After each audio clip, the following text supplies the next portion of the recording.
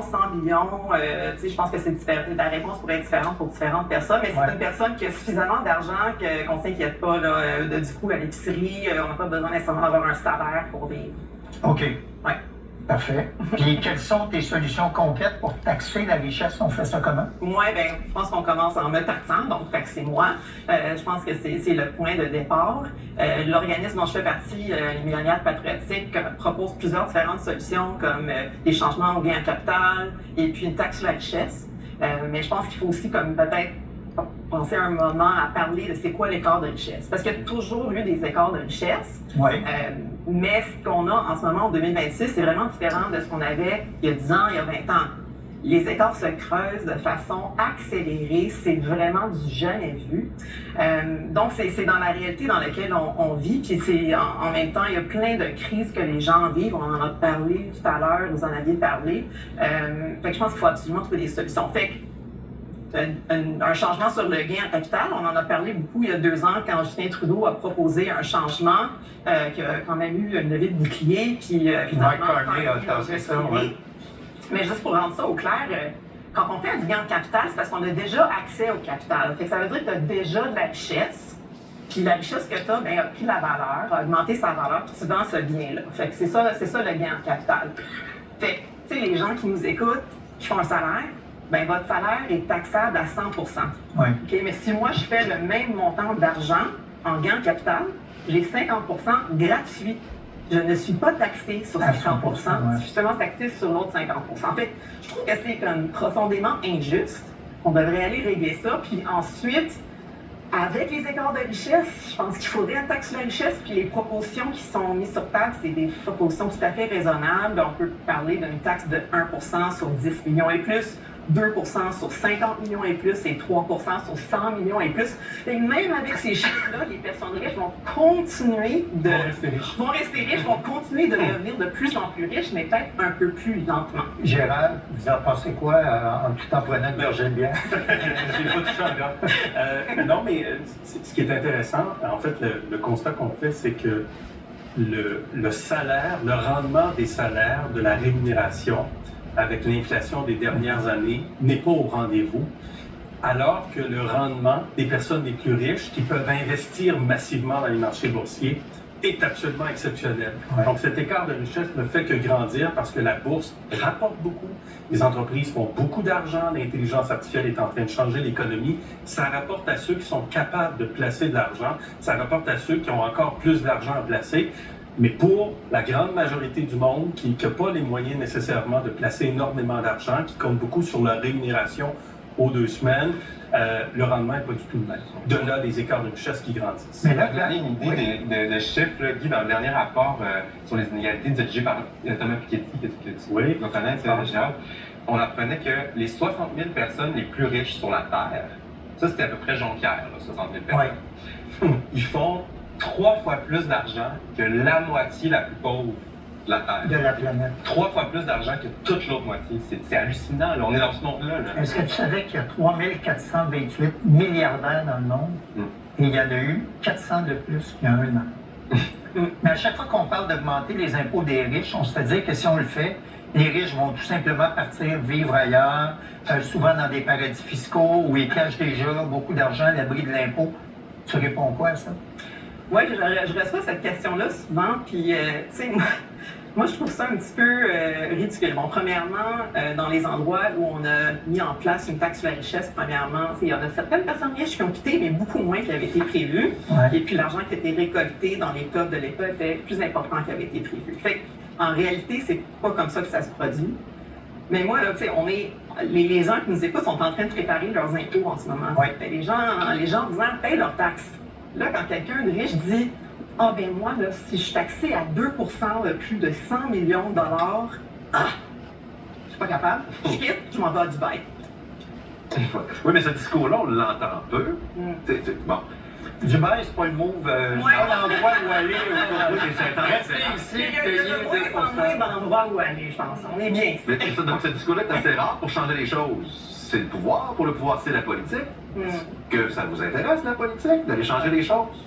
Non, je pense que la politique, il faut suivre les lignes des partis. Ça Non, vous écouterez, là, ou vous suivrez? Non, je pense que j'ai beaucoup plus de plaisir à faire ce que je fais en ce moment. On apprenait cette semaine que les hauts dirigeants des grandes banques canadiennes ont vu leur salaire bondir de plusieurs millions en 2025. L'un d'eux, Darryl White, PDG de la Banque de Montréal, a vu sa rémunération passer de 10,9 millions en 2024 à 17 millions en 2025, une hausse de 55 %. Tu réagis comment? Oui, je pense que c'est un exemple vraiment concret là, de la façon que la richesse, les écarts de richesse se creusent de façon accélérée. Hein. Puis ces montants d'argent-là, je pense que c'est important de souligner que c'est pas de l'argent qui est donné tout en salaire. Fait que ce PDG-là, quand il a reçu 10,9 millions l'année dernière, Ouais. seulement 1,1 million était un salaire qui était taxé comme salaire. Le reste, c'était des actions dans la compagnie et autres. Fait que je pense que c'est un exemple là, de l'écart de richesse. Puis je pense qu'on peut aussi réfléchir à le ratio entre un employé le mieux payé et le moins bien payé dans une entreprise. Ce ratio-là, il y a toujours une différence, mais ce ratio-là grandit, prend de l'ampleur. Ouais. Fait que je pense que on peut réfléchir sur cette question. Tu dis que cet écart de richesse-là menace notre démocratie. De quelle façon? Ça menace la démocratie de tellement de façons, parce qu'avec la concentration de l'argent vient aussi une concentration de pouvoir. On le voit dans plusieurs milieux, surtout on le voit aux États-Unis en ce moment.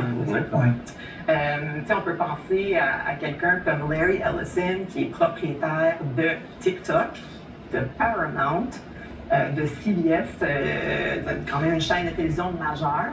Puis là, il est en train d'acheter CNN. OK, fait qu'imaginez une personne avec autant de richesse, autant de pouvoir, qu'est-ce que ça fait dans une société? C'est extrêmement dangereux. Donc, je pense qu'il faut absolument agir. Mais comment? Est-ce que c'est pas utopique de penser que ça peut changer? Si les politiques ont tellement peur de ces gens qui ont plus de pouvoir qu'eux et qui sont richissimes et qui décident de l'avenir de la planète, parce qu'on parle que de ça, on parle que d'économie en politique tout le temps, C'est le seul sujet de conversation. À chaque fois qu'il y a une élection, on parle que d'économie. On parle d'économie, mais on parle pas d'inégalité. On n'en parle pas. On parle pas des artistes non plus. On parle jamais de culture. On parle jamais de ça. On place le blanc sur les personnes immigrantes, les personnes trans. Oui, c'est ça. C'est vraiment. Oui, c'est ça. Il va toujours avoir quelqu'un, un bouc émissaire quelque part. Mais est-ce que ça peut changer? Vous croyez? Comment on fait ça? J'ai espoir qu'on peut changer. Parce que le vrai pouvoir, il est chez les personnes riches, il n'est pas en politique. Mais on n'est plus nombreux. Moi, je fais partie de la classe évidemment riche, mais les gens ordinaires sont plus nombreux. On peut agir, puis on a vu un succès avec l'élection de Zoran Nadani à New York, qui s'est présenté justement avec une plateforme qui parlait de taxes sur la richesse, puis des questions d'abordabilité. Je pense que c'est possible si on a des politiciens qui ont du courage politique. Et des gens comme vous. Il faut y aller. Ils viennent tous de la même classe sociale, aussi les politiciens. Il n'y a pas beaucoup d'infirmières, de plombiers, d'artistes, comme tu dis. Hein, c'est souvent le même milieu, un milieu assez privilégié. Qui protège des intérêts aussi privilégiés. Mais au moins, ce qui est bien, c'est que notre premier ministre canadien, c'est un ancien banquier. Claire, tu portes plusieurs chapeaux, dont celui de cofondatrice du collectif Bienvenue, qui vient en aide aux nouveaux demandeurs d'asile arrivés à Montréal. En quoi ça consiste, ce collectif-là, qui a soutenu plus de 30 000 personnes depuis sa fondation il y a moins de 10 ans? Oui. C'est le projet dont je suis le plus fière, je dirais. On a parti ça, moi et deux de mes amis, Noël et Valérie, en 2017. Puis, on se met à ce moment-là.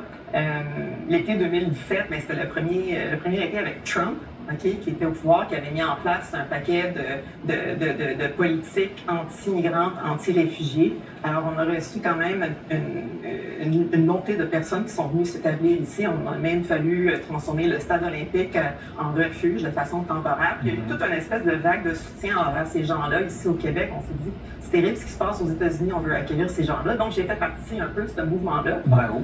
Et puis, depuis ce temps-là, maintenant, le collectif Bienvenue est mieux établi. Fait qu'on a trois axes. On a trois axes. Premièrement, on a un soutien matériel. Fait qu'on fait partie de l'économie circulaire. On va chez les gens, on va récupérer ces sofas, si vous avez de la vaisselle, si vous avez des draps à donner, on va récupérer ça chez les gens puis on les distribue.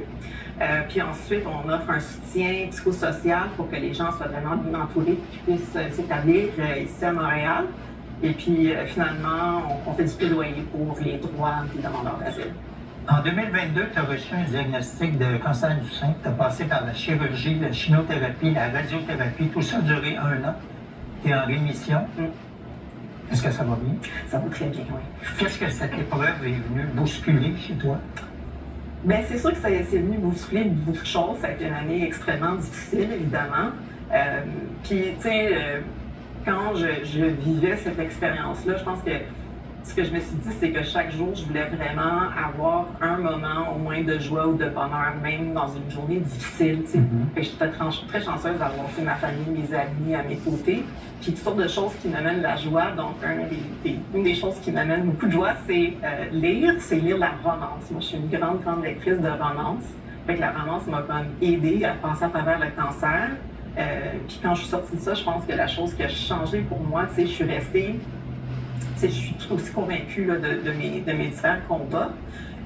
Mais tu sais, on a seulement une vie à vivre, il faut en profiter. Puis la joie, la communauté, la culture, c'est tellement important. Puis c'est quelque chose qui a motivé moi et ma soeur Sylvie à ouvrir une librairie café-bar qui s'appelle Joie de livres. Pour Saint-Laurent, à Montréal, où on vend de la romance, de l'imaginaire, on a de la bonne nourriture, du café, des cocktails. Puis, je pense que ça, c'est une des leçons que j'ai tirées de cette expérience-là, que, tu sais, il ne faut pas attendre, s'il y a un projet en tête, quelque chose que tu veux faire, ben vas-y, puis il faut profiter de la vie. Puis c'est ça, la communauté, la culture, c'est tellement essentiel. Mais ce qui ne doit pas être évident, c'est que vous êtes mécène, vous dites que vous avez beaucoup d'argent, comment vous faites? Le nombre de demandes que vous devez avoir, on ne peut pas aider tout le monde, là? Oui, c'est sûr qu'on a une fondation familiale, j'ai une autre fondation qui travaille sur la démocratie et les droits humains, fait qu'on a quand même des projets philanthropiques, fait qu'on fait notre possible, mais la philanthropie ne peut pas non plus aller trouver toutes les solutions. C'est pour ça que je fais du plaidoyer là, pour une taxe sur la richesse, parce qu'il faut absolument que tout le monde contribue sa juste part, puis pour arriver. Ben, merci pour ça. Merci. Claire, est-ce que vous restez avec nous? Oui, bien sûr. Si on veut en savoir plus sur Millionnaires patriotiques, le collectif Bienvenue et la Fondation familiale Trottier, les adresses Internet sont à l'écran. Après la pause, Lisandre Nadeau et Claude Bégin